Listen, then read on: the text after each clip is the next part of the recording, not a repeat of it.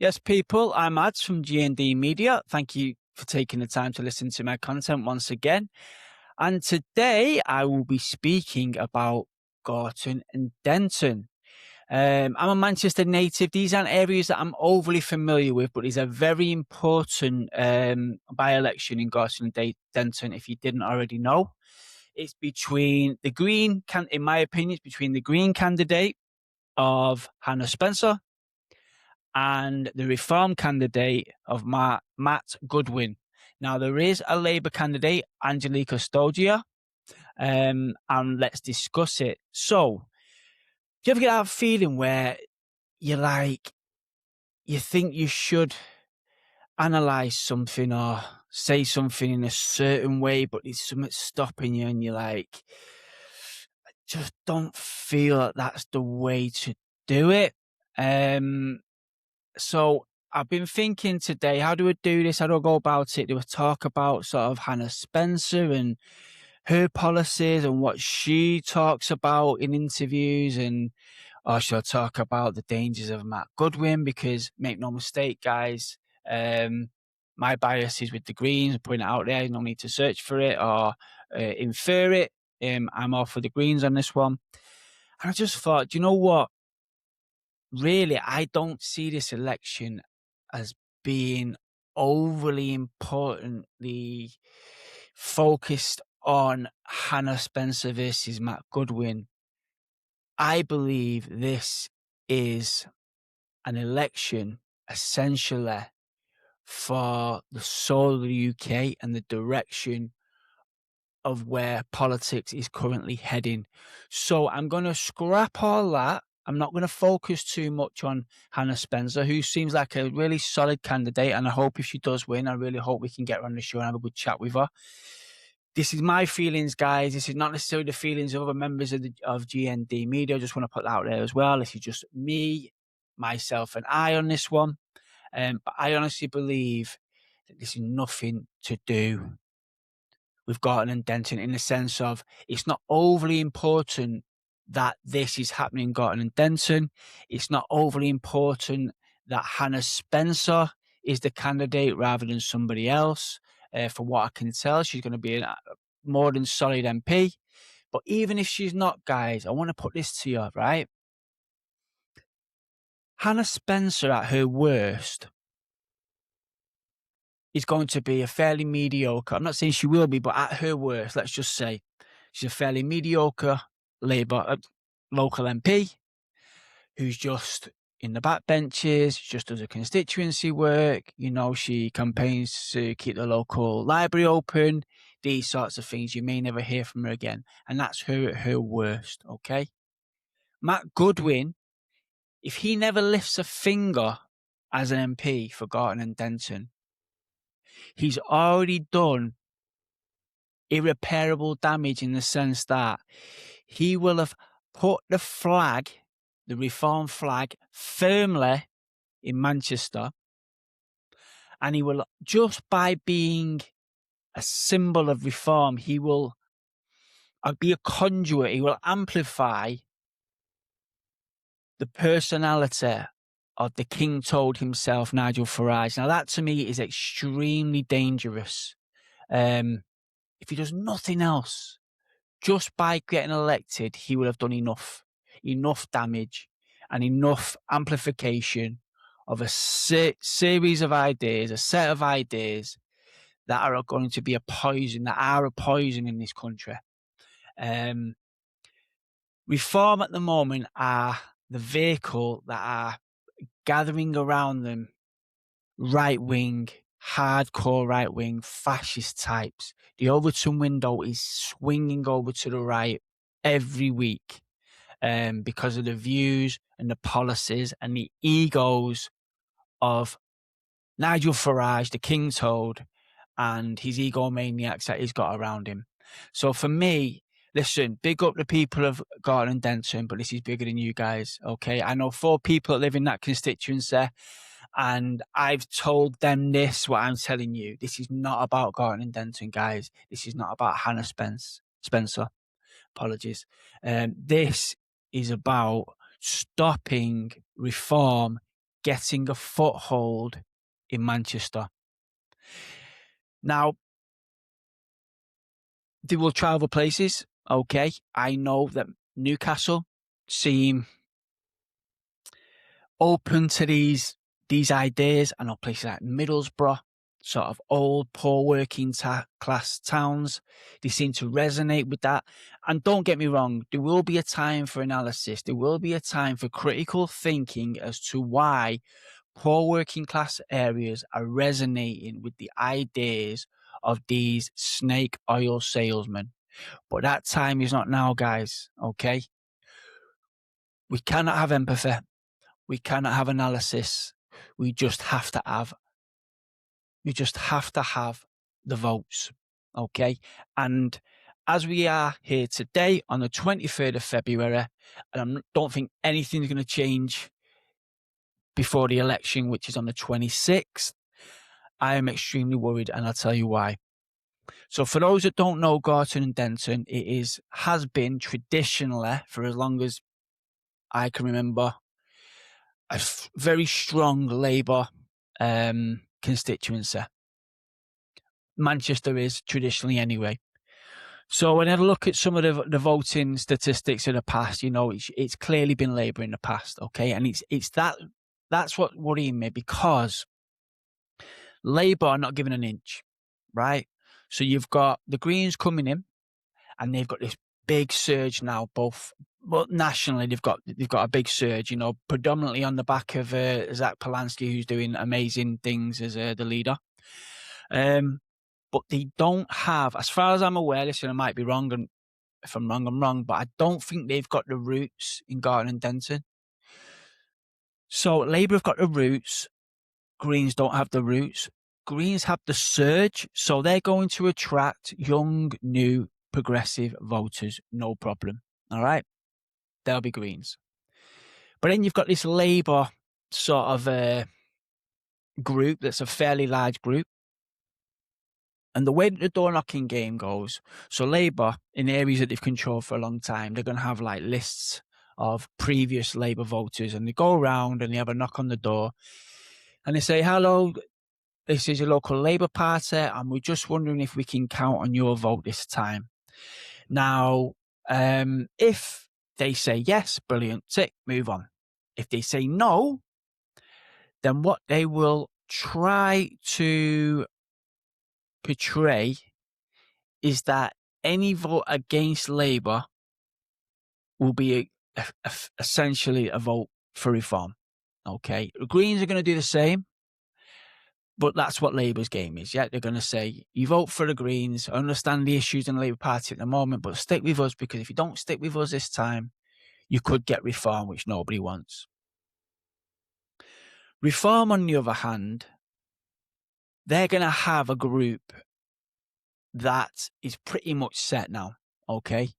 It is a group that I believe has got a ceiling. Now, I hope to the gods it's got a ceiling, because if there is no ceiling on reform voters, then we're all in trouble. But I do believe there is a ceiling. But that could be 20,000, it could be 30,000. Generally speaking, it's low turnouts in by-elections. However, I've got a feeling this one might break that mould. So let's just say Reform have got like 30,000, 30,000, and they're going to vote regardless. Now, somebody said to me recently, you know, Matt Goodwin's a terrible candidate. I personally don't think Reform voters care about the candidate. They care about one main issue, immigration, maybe another one, anti-trans, something ridiculous. But they're set. And it's a bit like the Brexit vote. Now, in hindsight, the Brexit vote wasn't a shock, simply because you had people that felt empowered, who had been disillusioned, and have now felt empowered enough to actually go, wow, this is a vote that matters. This is a vote I can affect. And this is a vote that makes me matter. And it's a very powerful feeling, that, to matter. I know a friend of mine was saying, I've had a couple of friends actually have said, you know, they've gone through the more progressive parts of Gorton and Denton. I believe it's a bit of a fragmented constituency. Many is a bit of an odd one. So there is progressive parts, there's less progressive parts, and there's downright uneducated parts. Which there's reasons, but this is how I'm breaking it down. And they've drove through and they said, "Well, there's loads of green posters and this, that, and the other." Now, again, do not rest on your laurels because you think that you've got something in the bag when it comes to politics. Now, Green Party members, Green people that are voting Greens, progressive, in many ways, if not proud, then certainly not ashamed to let people know that they're voting Greens. Why? Because progressives are people that have looked into this. They are people that know their shit, yeah? The people that don't go off gut instincts and feelings as such, but also they've used a bit of this, okay? So they're not bothered to let people know that they voted Green because it shows, or they think it shows, and it does show that they thought about it deeply. They know what they're talking about. They know what kind of world they want, and they've looked into it, okay? Reform voters will fear being stigmatized. Now, a reform voter may have a Pakistani neighbour 4 doors down. He may have a Jamaican neighbour across the street. He don't want them to know he votes with reform. But rest assured, he will vote reform on the 26th. He will get up early. He will get to the voting booth early and he will cast his vote. And he will cheer if that comes through. So reform voters are not necessarily proud or want to they are proud, but they don't want to show that they are reform voters because of what they could potentially get from their neighbours and so on. So please don't see loads of posters, loads of in the gardens, the flag poles in the gardens, the green ones, as a way of thinking this in the bag. This is not in the bag, guys. This is going to be very, very close. And as I've said before, I am worried about this split. Now, there's a ceiling, I believe, for reform, but we have to come out. Those that can vote have to come out in their droves, in order to swamp that ceiling. Now, what I would say is, listen, yes, I would vote Green if I could, but I genuinely believe that it is the Labour voters that need to think long and hard about their vote, especially the disgruntled ones. If you are a disgruntled Labour voter, if you're doubting the Labour Party at this moment in time, I would say it's down to you to vote tactically. It's not down to the Greens. The Greens are on the surge. Yeah, the Greens are the ones that are empowered with all the policy ideas, all the progressive energy. Okay, it's not right for that sort of movement to ask that sort of movement to vote tactically. But if you are a disgruntled Labour Party member who or somebody who usually votes Labour but are having doubts, it's those doubts that should legitimise you tactically voting. And I hope to the gods that you do. Because if this vote gets split, and if these clowns get in Manchester, it will be the ringing of a very, very scary bell for the surrounding areas to empower them to also give reform a go. Now, like I said, they will try this in other areas, but it's down to us here in Manchester, those that can, to make sure that the history books do not state that the real rise of reform started from an election in Manchester. We have a moral obligation to make sure that does not happen. Not all of us can vote. So what I'm saying to the people of Gorton and Denton, if you can vote, you get out there and you vote.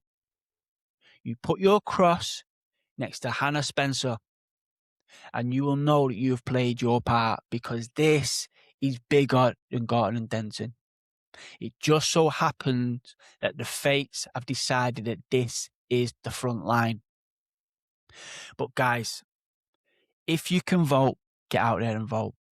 If you know people that are on the fence, you drag them on the left-hand side of that fence and you say, come with me to that voting booth. It is so important, guys. Matt Goodwin is a caricature. He thinks that this will amplify his career. He thinks that he will potentially one day maybe be a leader of reform if reform becomes a big party. These are not people that care about anyone but their own careers, their own egos. And all of them feed into the King Toad, Nigel Farage. And this has to stop. Last weekend in Manchester, there was a horrible far-right fascist demonstration, which was shameful on so many levels, yeah. And I think that was timed to try and galvanise, right-wingers and fascists in Gorton and Denton to show, the mob that's got their backs. This is one of them times, guys. They could be writing about this in the history books. So, those that can must vote Hannah Spencer on the 26th of February. And let's hope to the gods, that we get this result over the line, because it is unthinkable to imagine what could happen if this vote goes the way of reform. Simple as that, guys. That's all I've got to say. I hope that this goes out to some people and that were on the fence or thought it was in the bag or thinks, oh, it won't matter if I vote, everyone's voting green. No, it will be a very close election, guys. Get out there, get voting, Hannah Spencer. Let's get this over the line, and let's, make the people of Manchester proud. And I will see you after the event. Take care, people.